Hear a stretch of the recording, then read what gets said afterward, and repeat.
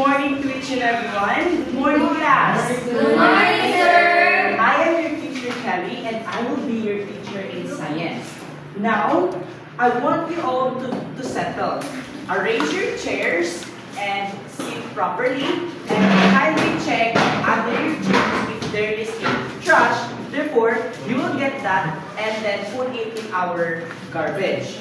Now, class, I have here a balls and a styrofoam, and I will give it to you, and we will discuss this later on. Styrofoam represent as the matter, and the balls represent as the molecules.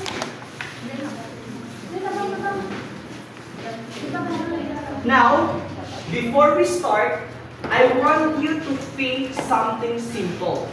Your pen, your uniform, your tumblers, and what inside the tumblers, and the air around you. What is that, or what that thing really made of? Anyone? Yes, Miss Sandara. Sir, atom. Atom? Okay. Anyone? Any of you? Yes. Matter. Matter? Any? Who? Okay, Miss Rasha. Positive charge. Positive charge. Okay. All of your answers are all correct. Miss, all of you are all correct. It is made up of atom, matter. Right? But what does really matter made of? Let's think deeper. Our topic for today is all about the particle nature of matter. Now, class, we will be having our first activity, and I want you to get a one sheet of paper and read our instruction. One, two, three, chop chop. Draw an atom with its subatomic particles such as proton, neutron, and electron. Draw a circle in the center. Inside, right P for protons and N for neutrons. Around it, draw smaller circles with E for electrons. Okay, after you draw your atoms, I want you to present here at front and answer our guide question. Now, I will give you 1 minute to draw an atom. Now, you may now start.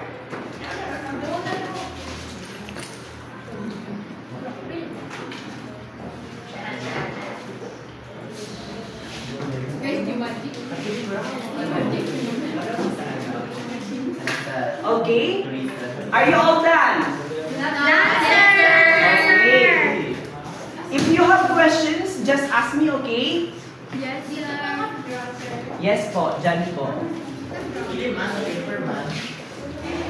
Or sa paper ninyo.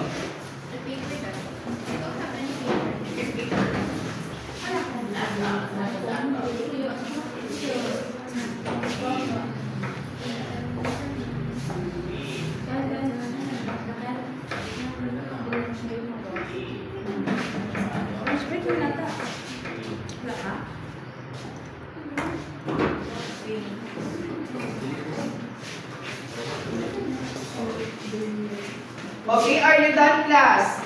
No, sir. No. Positive charge, sir. No.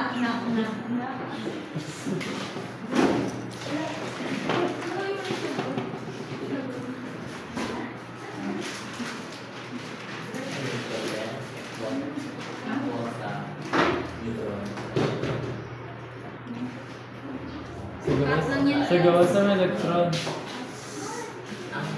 Are you all done? Yes, sir. Okay, 10, 9, 8, 7, 6, 5, 4, 3, 2, 1. I want Paolo to present his atom here at front.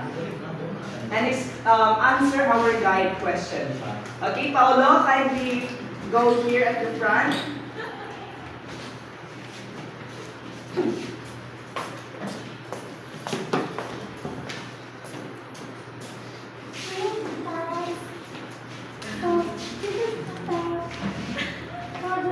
That's me and my classmates. Okay.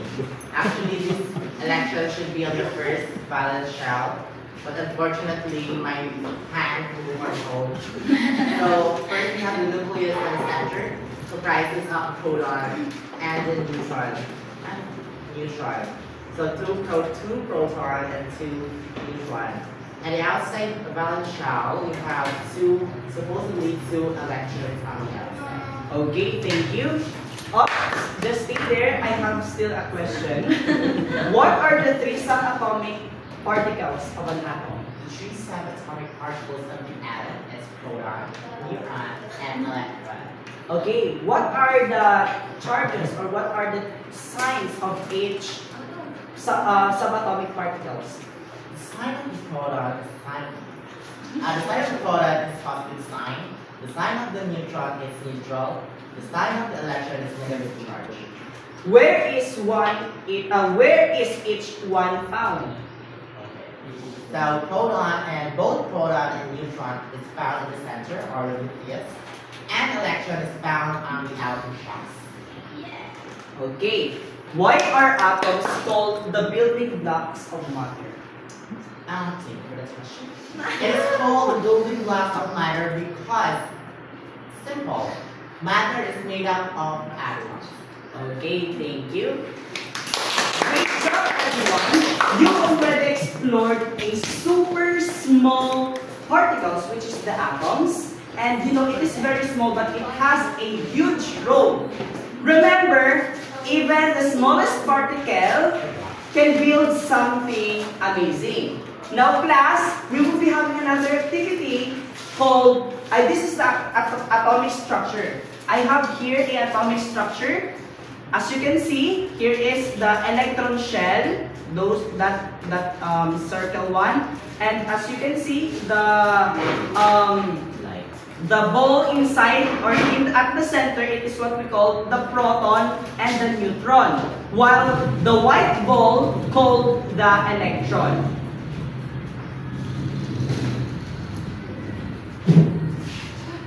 Now, we will be having another activity called What Made Of. Okay, class, in the same paper that you have drawn earlier, I want you to read the instruction. 1, 2, 3, go!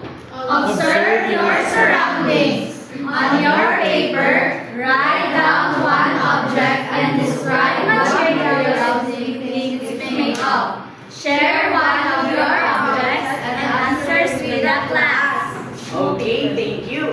I want you to observe surrounds you and get one object and explain it here in front. And I will show you the guide question. Here's the guide question. I will give you 2 minutes to articulate your answer.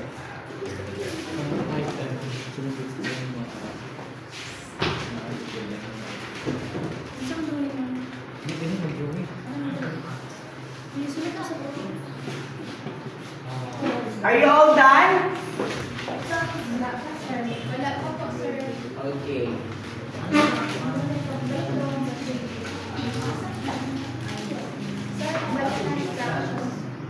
Okay. The instruction, I want you to observe around you, and with that object, I want you to answer this guide question. Magpili kayo ng object, and then you will describe that object from this question. Do you understand? Yes, sir.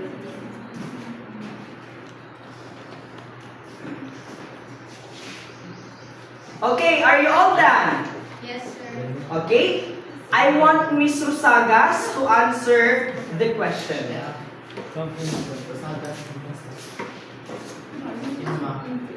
I want you to come here at the front.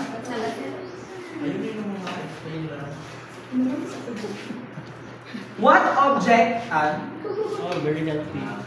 what objects do you observe? So I observed that this Coke Code. is made of particles. It is made of particles. Yes. Okay, thank you. I want Miss Raquel to go here front. Just stay there. Look at her object? And how do atoms come together to form the material of that object? I think the atoms are not really intact with each other. Ito ito ba yung sa Yeah, that Coke, the liquid the one. liquid one. The atoms are not intact with each other, which made it liquid. That's it, sir. Okay. Thank you. You may now take your seat. Next, no, just stay there. Miss Saoyet, I want you to go here at the front and answer the question 3. Okay, can it change its form? No, I think it's not. The liquid. liquid one. Yes. Do you think can it change its form? Is it can solid back to liquid to solid? It can be changed into fluid when we put it inside the freezer. Thank you. Let's give her a barangay clap. Thank you, Mr. Sagas. Thank you, sir. Now, since you have already a prior knowledge about our topic for today, by observing an object and how material change, now I am encouraging you to observe and question and think like a scientist. Now, I want all of you to read our objectives for today. 1, 2, 3, go! Explain how the arrangement of subatomic particles leads to the formation of atoms and how atoms form the basic building blocks of matter. Identify and describe the phase change of matter. Illustrate the molecular arrangement of matter during phase change. Cite examples of physical changes and explain how these changes show particles' nature of matter. Do you understand our objective, class? Yes, sir. I can hear, class. Yes, sir. Okay, now we will move on to another activity called Fill Me with Face. Now, class, I want you to get another piece of paper and answer this activity. But before answering, I want you to read our instructions. 1, 2, 3, go! Recall what we know about phase change of matter. Arrange the scrambled letters to form the correct terms and fill in the blank to complete the statement and write it in 1/4 sheet of paper. Okay, now you can start answering our activity.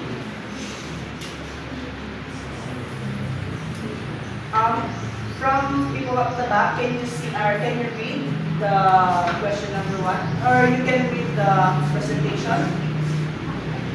Is it clear to you? Readable ba? Yes, po. Okay, thank you. Now you can start answering our activity. I will give you 3 minutes to answer our activity.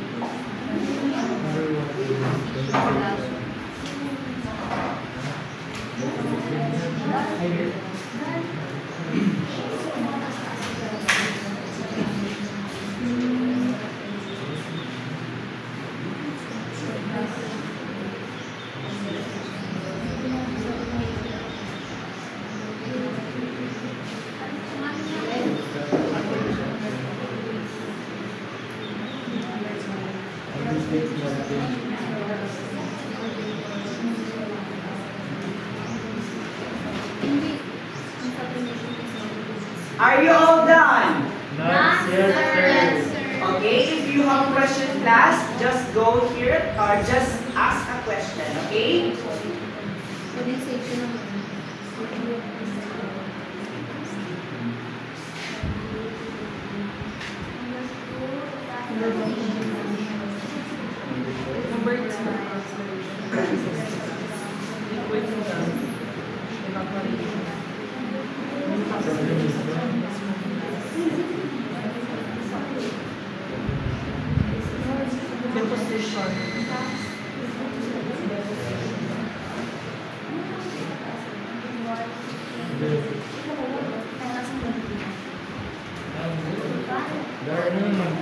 Ano si taas ang melting? Sa taas ang melting doon. Evaporation. It is the change of solid. Okay. Now I want Miss Toledo to answer the a scrambled word. Number 1 scrambled word.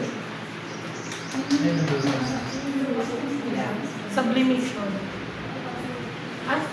Number 2, Miss Raquel, I want you to answer the scrambled word number 3.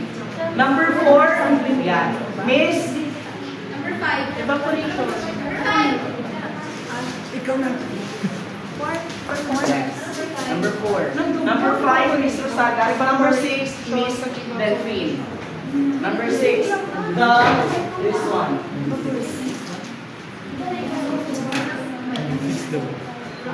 Liquid to gas one. Evaporation. This would be the number 1, number 2, number 2, number 3, number 4, number 5, number 6. Sublimation. Hindi yung scrambled words pa daw. Solid to gas. Solid to gas.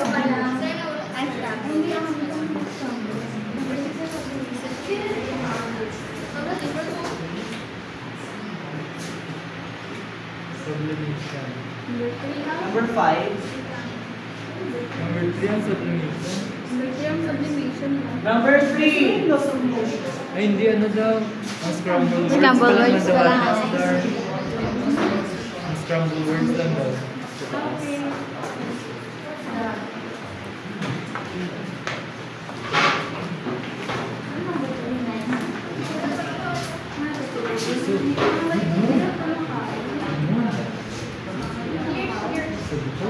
Kung kailangan ng mali, mawala ka ng pwede ng tao. Isa na iba.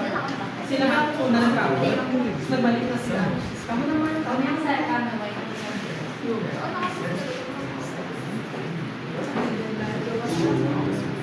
Record.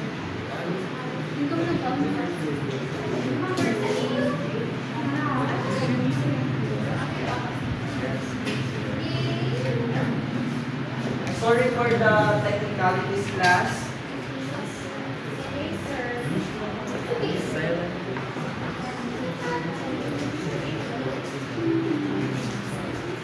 Who want to answer the number 3?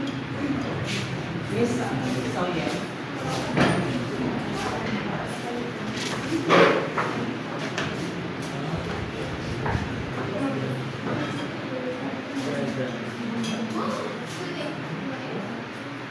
Okay. Are the scrambled words correct? Does the answer of your classmates correct? Yes, sir. Okay. What is the answer from the scrambled word number 1? Evaporation. Number 2? Condensation. Number 3? Freezing. Number 4? Melting. Number 5? Deposition. Number 6? Sublimation. Now let's proceed from the question. I want Mr. Benny to answer the question number 1. The process by which a gas or vapor becomes liquid is called Process in which gas or vapor turns into liquid. Condensation. condensation. Is he correct? Yes. Is he correct? Yes, sir. I can hear you, class. Yes, sir. Okay, the answer in number 1 is what we call freezing. Because condensation. Because the process by which the substance from a gas or a vapor will turn into a liquid one. Now, number 2, I want Miss Delphine to answer the question number 2. The process by which a liquid changes to gas or vapor is called evaporation. Is it correct? Yes, sir. Okay, very good. That's correct. Mr. Benny got the correct answer also. Now, the answer is the evaporation because the substance liquid changed into a gas or a vapor. Now, the question number 3. Mr. Simon, I want you to answer the question number 3. The process by which substance changes from gas or vapor to a solid without first changing to liquid phase is called From gas to solid, that's deposition. Okay, is deposition correct, class? Yes, sir. Any of you got the correct answer from the deposition? Yes, Is any of you got the correct answer? Please raise your hand. Okay, who got the wrong answer? Okay, Miss Raquel, why is your answer wrong? Why your answer is not deposition? I don't. Okay. When we talk about deposition, it is the process of a substance change which is from a gas turned into a solid one. Number 4, I want Miss Sheena Gonzaga to answer. Number 4 is the change of solid into liquid when heat is applied. It is melting. Okay, is it melting? Is it Yes. correct, class? Yes, sir. Okay, is any of you got the correct answer? Yes, Yes, sir. Please raise your hand. Okay. Next, number 5. I want Ate Michelle to read our question. Five, the process for a substance transitions from a liquid to a solid state is freezing. Freezing. Is Ate Michelle correct? Yes, Okay, when we talk about freezing, it is the change of a substance from a liquid to a solid one. Number 6. Who want to answer? Trisha. Okay, Miss Trisha. Trisha Di Manalata. The process by which a substance changes from solid to gas is sublimation. Okay, sublimation. Is Trisha Di Manalata correct? Yes, sir. Okay, I want Miss Barcenas to answer. Why is Trisha Di Manalata correct answer from the sublimation? Can you explain it to me why the answer is sublimation? The answer is sublimation because it is correct that the solid is converted into gas. Okay, very good. Now, I want you to answer the guide question. What do you think is the molecular movement of condensation? It is I want Miss Russell to answer the question. What do you think is the molecular movement of condensation? So, can I have the definition of condensation, sir, please? When we talk about condensation, it is the process of phase change in which it will turn a gas into liquid. So, we already know that gas can move the molecules of gas can move freely. So, gas to solid or liquid. Liquid. In liquid, it is the molecules cannot freely move rather than the gas. So, I think the molecular movement of condensation is, first, it can move freely, and it can decrease its movement, sir. Okay, thank you. That is correct. When we talk about condensation, the molecular movement of condensation from a free one to decrease its free movement. Now, I want you to answer another one.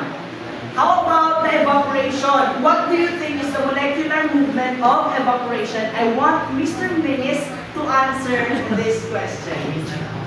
So the molecular movement of evaporation is from decreased movement to freely movement. Okay, very precise answer, diba? It is short but it is precise. Do you get it, class? Yes, sir. Next, we have the deposition. I want Miss Catherine Abinaso to answer this question. The deposition. What do you think is the molecular movement of deposition? So I think deposition is the process of sediment being deposited or settled in a new location. What I am talking is that, what do you think is the molecular movement of deposition? Do you want to know the definition of deposition? Yes, sir. When we talk about the deposition, it is the process of phase change in which it comes from a gas turned into solid one. What do you think is the molecular movement of deposition, Miss Catherine? So from up to down, sir. Okay, any of you can help Miss Catherine Aguilasa? I want Mr. Minis to answer that. What do you think is the molecular movement of deposition? So the molecular movement of deposition is the movement of the molecule is from freely into a decreasing movement, which is maging compact siya because naging solid ang liquid. Yes. Gas. Very good. Now, when we talk about melting, what do you think is the molecular movement of melting? I want Miss Delphine to answer the question. What do you think is the molecular movement of melting? So, molecular movement of melting is that from a compact or from a solid state and then to a liquid state. Okay, thank you. Do you get it, class? Yes, sir. Okay, next we have the sublimation. I want Miss Kim Toledo to answer the molecular movement of sublimation.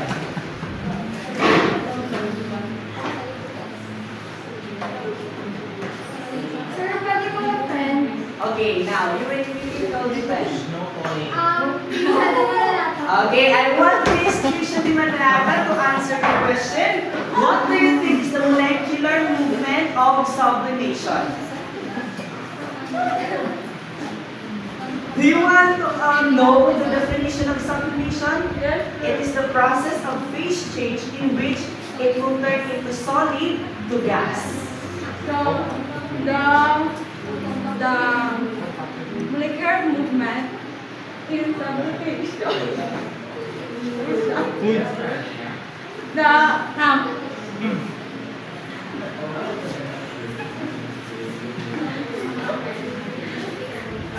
Take your time. The molecular movement in sublimation is from compact to more freely moving molecules. Okay, thank you. Let's give yourself a round of applause. Now, another one, we have the freezing. I want Miss Susagas to answer the question. What do you think is the molecular movement of freezing?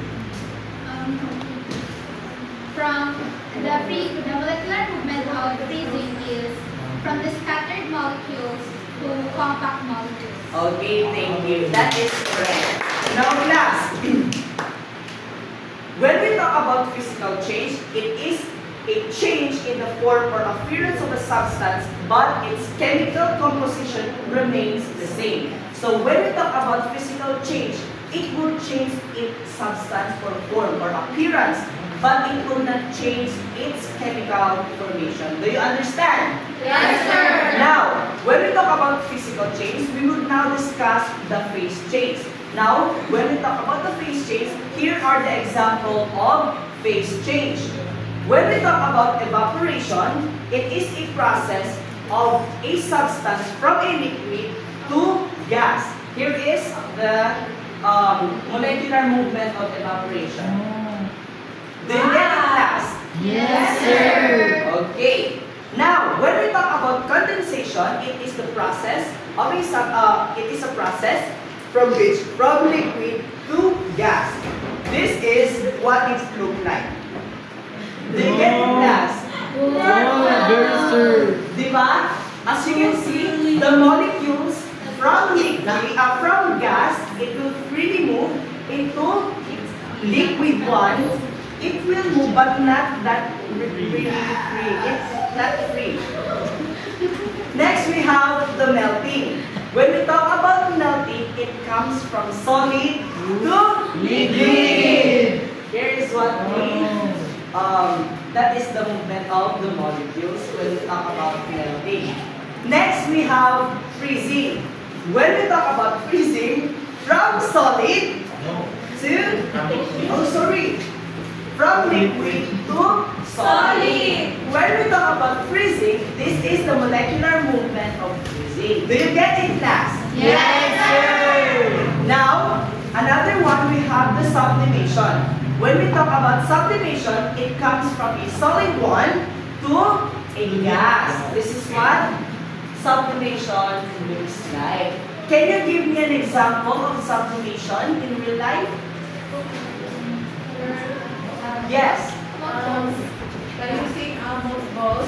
Mothballs. Very good. Let's give her a round of applause. Very good. When we talk about sublimation by using a mothballs, is the example of sublimation. Do you know what is mothballs, guys? Yes. Okay, can anyone of you can explain what is mothball?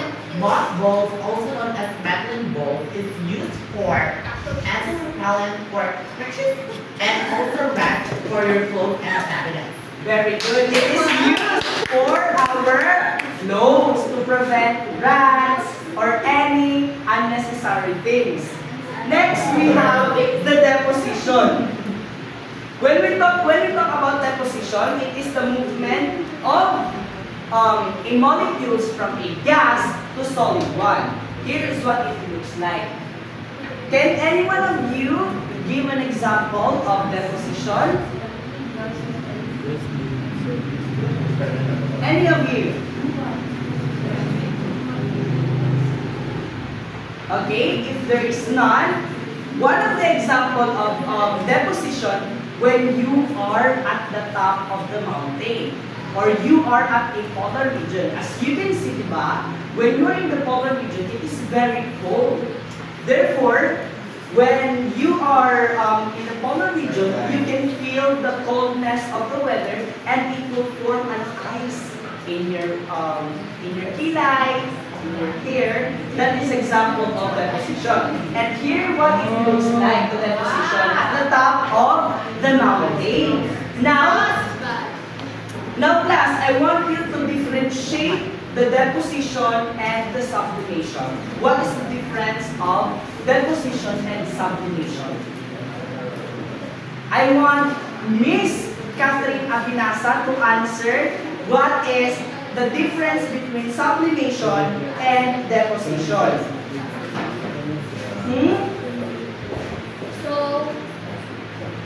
So deposition is from gas to solid, while sublimation is solid to gas. Is she correct, class? Yes, Very good, precisely. Let's give her a round of applause. Now, we will be having our group activity, and this activity called Ready Molecular Atom, and I want you to group yourself into two. And please, guys, read our instruction. I will group you into three. Two groups. Then show you a word about physical change and demonstrate or act its molecular arrangement or movement. Yes, very good. Now, I want, this is group 1 and this is group 2. I want you to come here at the front. I want you to come here in front. Go! This is group 1 and this is group 2. Faster, faster. Gusto ko makita kayo sa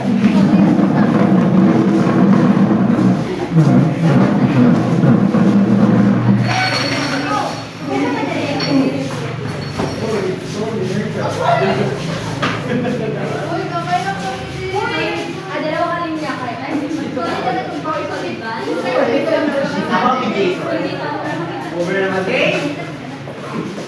I want Mr. Yongao to observe, is it correct? The group 1 is correct or wrong? Wrong. Wrong. Here is our objective. Okay, class, before we start, I want you to create a 30 seconds yen about our topic for today. Do you get it, class? I want you to create a 30 seconds yet about the particle nature of bodies. Okay, here is our rubrics. Can you read class?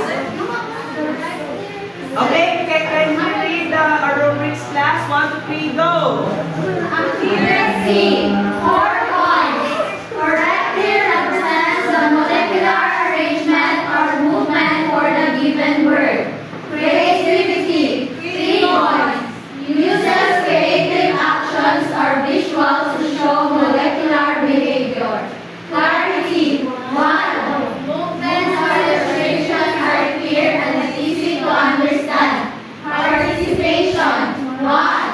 Actively participate in the activity. Effort. 1. Shows effort and enthusiasm in the performance. Okay, you can create, I will give you 1 minute to create a yet about particle nature of bodies.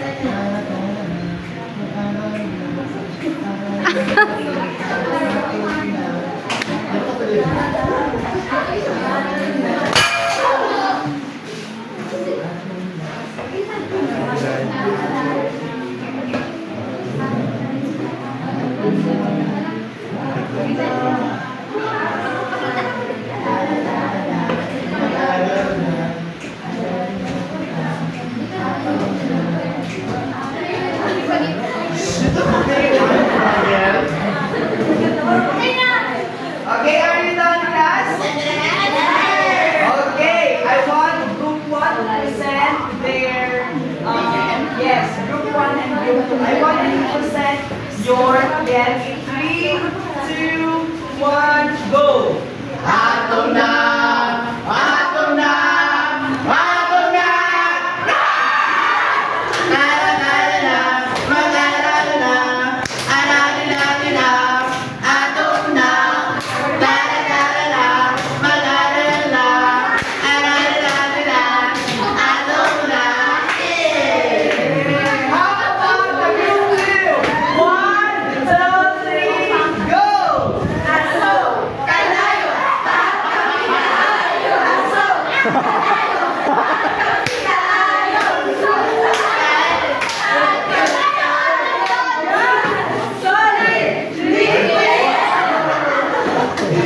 Okay, I want you to just stay there. 1, I want you to act this word, okay? 1, 2, 3. No. Okay. You may now take your seat. Okay. I want you to act like condensation. 1, group 1. Oy, just sabay ha, sabay. Oy, sabay ha. 1, go. 1, go. I want you to act 1, 2, 3, go. Okay, very good. Next, I want you to act evaporation. 1, 2, 3, go.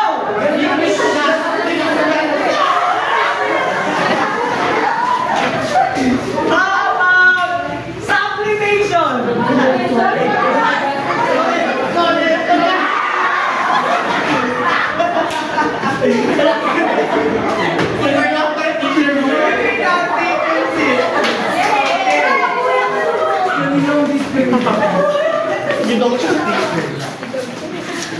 Okay, I have already the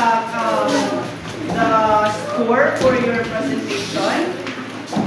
For the group 1, they got the perfect score. And for the group 2, you got 7 points. Why is it so? The creativity was 4 points. The accuracy of the yet and how you present that is not that accurate. And the clarity of your presentation is not that accurate. Okay? It's all good naman. Next, the guide question. I want Mr. Minis to answer the question number 1. So, what is physical change? When you say physical change, it's the movement of of the molecule, which, like for example, from solid to liquid, which is an example of melting. Yes, very good. Can you explain to me where did you derive your answer, or do you have any experience of physical change? Then give me an example. So I have a experience from my home, which is I put a water in the refrigerator, which is in the morning when I get the water that I put in the refrigerator. Yesterday it freezes and then it's converted into a solid matter. Okay, let's give him a round of applause. Very good. Now I want Miss Gracia to answer the question number 2. Kindly read and answer the question. What do you think is happening with the movement of molecules of matter when they are in the process of physical change?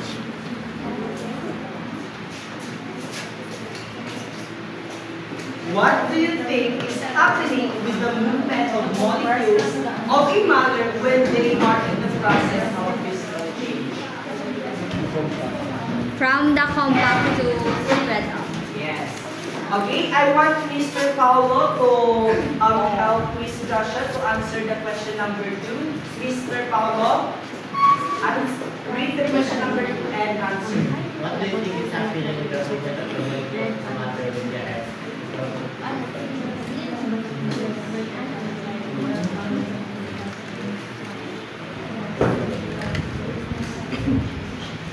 Well, it varies actually on how the molecules move. It depends on what physical change it undergoes. Yes, very good. Very precise answer. Do you understand, class?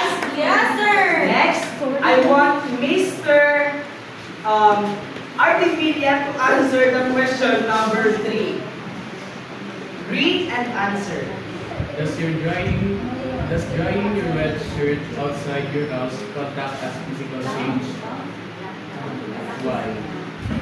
Do you think drying your wet shirt outside your house can count or considered as a physical change or phase change?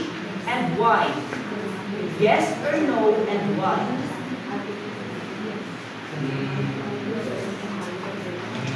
Yes, since drying your wet shirt is outside, diba?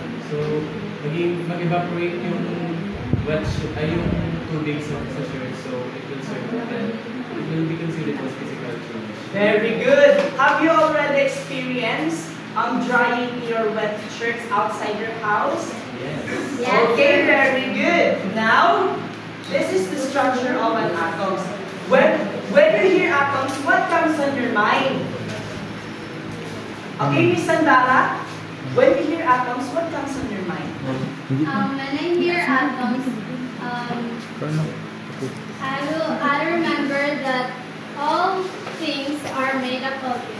Very good. When we talk about atom, it is extremely small particles that are the basic building blocks of a matter.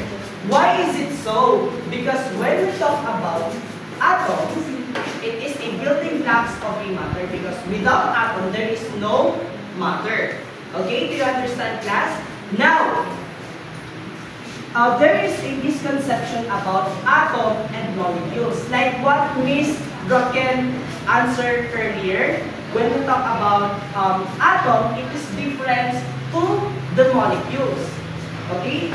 Ang answer niya kanina about the liquid, the liquid change its atom from a not freely move into a freely one.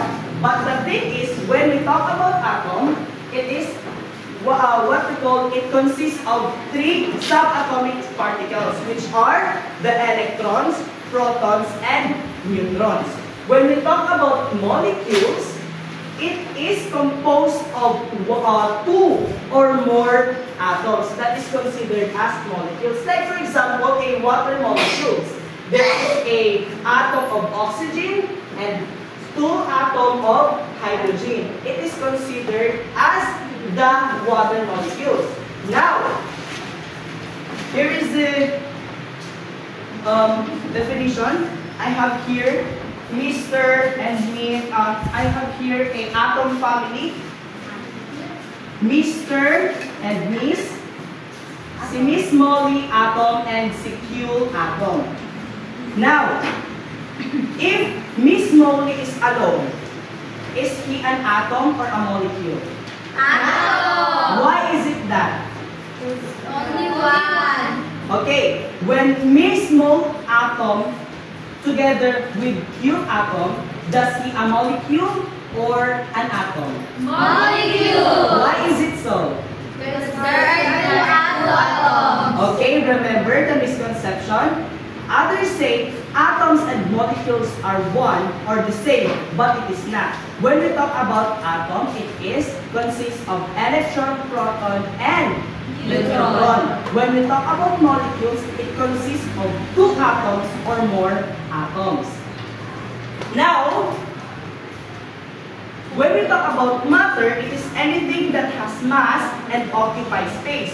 When we talk about matter, it is the combination of atom and molecules is equal to Matter. Okay, very good.